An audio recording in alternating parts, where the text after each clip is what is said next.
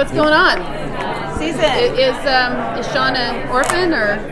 Is Sean an orphan? I don't know. I just don't know. No, because his mother's still alive. That's true. That's true. Well, I hear there was a zombie on stage in the panel, so. That's true. Yeah. That's true. His life is still hanging in the balance and will be until we premiere it in a date to be determined. So what are you going to deal with this season with regards to pop culture that you haven't dealt with yet? Well, we went ahead and threw our hats into the found footage ring. That's an acknowledgement that it's prevalent in the zeitgeist, so we figured we'd get in on that. Paid tribute to Clue, everybody's favorite board game from the 80s. It is. Doing a musical, because that seems to be a hip thing to do these days. But all our music's going to be original. From the mind of Steve Franks. That's what makes us cooler. What else we got? Those are big pop culture shots that we've done so far. Yeah. But we're only halfway through, so you know we have more coming. In addition to pop culture, you did some things about Hitchcock and things. Any other classic filmmaker? You're going to do a Bergman style or a Kurosawa? Or Dude, if I could pull off a Bergman episode, I could retire. I don't know if I'll be able to pull that. I'll get that at the flagpole, but You want to do what? oh my gosh. No, hold on. Hey, no, come here. Listen to what this guy James is pitching right now. Say it again, James. You want to do what? I want to do the Persona episode. Just hear me out. People would remember. They totally would. And we did some Kubrick last year. That was kind of fun. We riffed on Spielberg. We're doing The In-Laws this year. Really? There you go. Sweet. With Jeffrey Tambor. And that should be fun. And, yeah. Jeffrey's playing my dad. Yeah. No, I'm just joking. This series is going a whole new direction. Gus, Juan loved this season. Have to do with changing Sean and Gus's relationship. Since Gus gets a girlfriend, how does that change their dynamic? I mean, it does put some tension in the relationship for, anytime you change a piece of the puzzle, you have to readjust. So there's definitely a readjustment period that goes on with Sean and Gus. Of course, we're still Psych, so there's going to be funny moments about it. But there'll also be some serious moments also. I think about 2 years ago, you guys had a special for going to the panel, which was a comic book. What is it like seeing yourself being immortalized into a comic book, and how disappointed were you guys when it wasn't a series? It should have been an ongoing series. I wasn't disappointed at all because, just the fact of getting in a comic book alone is, even one issue is pretty amazing. So you can look at it from oh, Dad, we didn't get a series. But it's like, well, no, you were in a comic book. Calm down. Look, we have bobbleheads. Done. Right? Is that the pinnacle? I can stare at myself nodding while I'm in the bathroom. You can't beat that with a stick.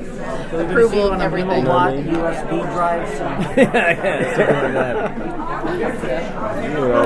It's always interesting when you go into the bathroom, you see yourself looking at yourself saying, yeah. You know you've arrived. Get it. You're doing it right. You've arrived. Will we see Top Man and the Catch on this season?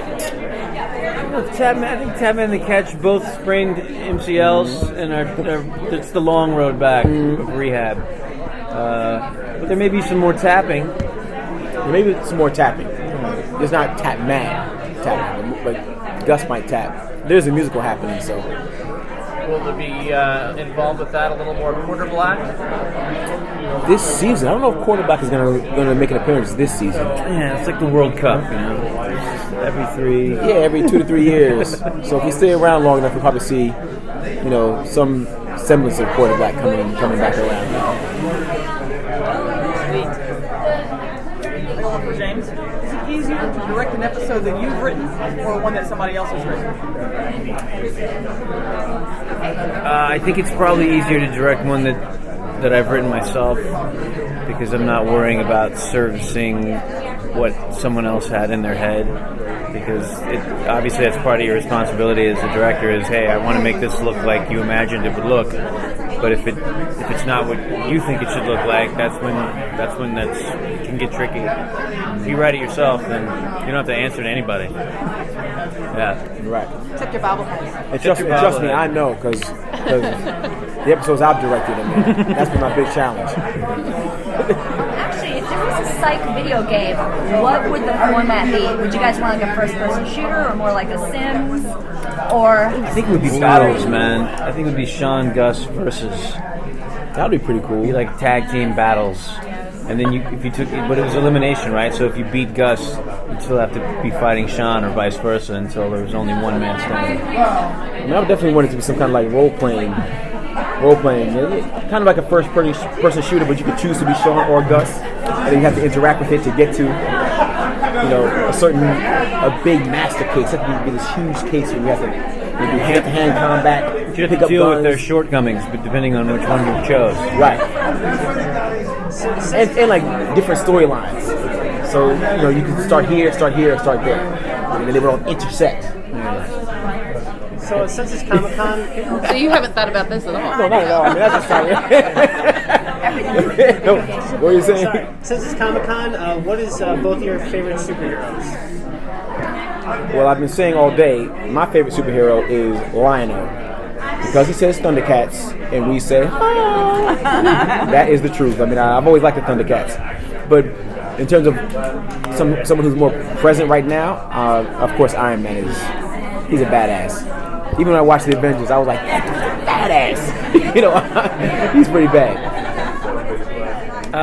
Probably the Hulk. Probably the Hulk, because I was such a huge horror guy growing up. It was the closest thing to a monster that was also a superhero. So.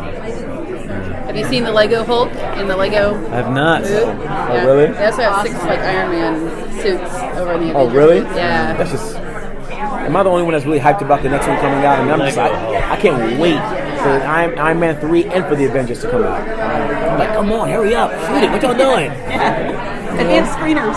Yeah, come on now. See if I could befriend somebody who's a part of Marvel. Maybe I can get an early,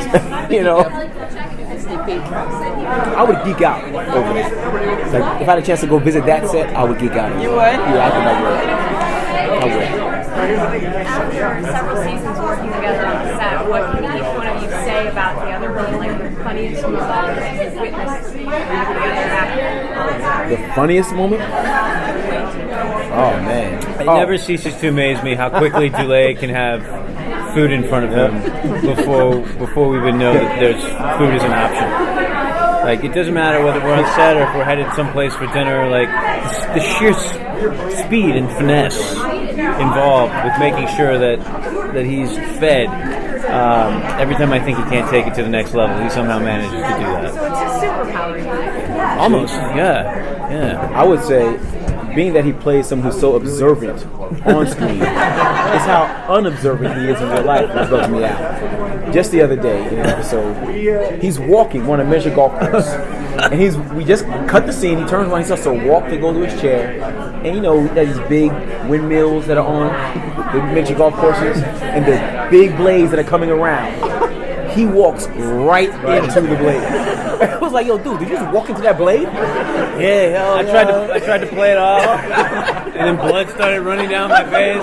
Like, it's right there, man. And I couldn't play it off anymore. Like, how did you not see that big ass windmill sitting right there? They had to bring in that liquid Band-Aid stuff, and it was crazy. He was focusing on the screw holding it. You know what I mean? You missed the windmill. That was pretty funny. And that's not the first time something like that has happened, so there it is. Do you guys have it coming into the next season that you just can't wait for the fans to see? I can't wait for the fans to see Clue. Clue is definitely up there. And found footage. I think found footage has a lot of funny stuff in it. They did a great job with it, and I think they will laugh a lot. So at what point in time is Gus going to get a decent car? A decent car? Yeah. I'm offended by that question. I'm like, what are you talking about? The only thing worse would be if you got an EV and it stopped like every 15 minutes. So Gus and the Blueberry are joined at the hip. It's Gus, Sean, and the Blueberry. He will never get rid of that car. You know what I mean? He'll get rid of Sean before he gets rid of the Blueberry. All right. Guys, thank you so much. All right. Thanks, guys. Thank you all for coming out. All right. Yeah. Cool.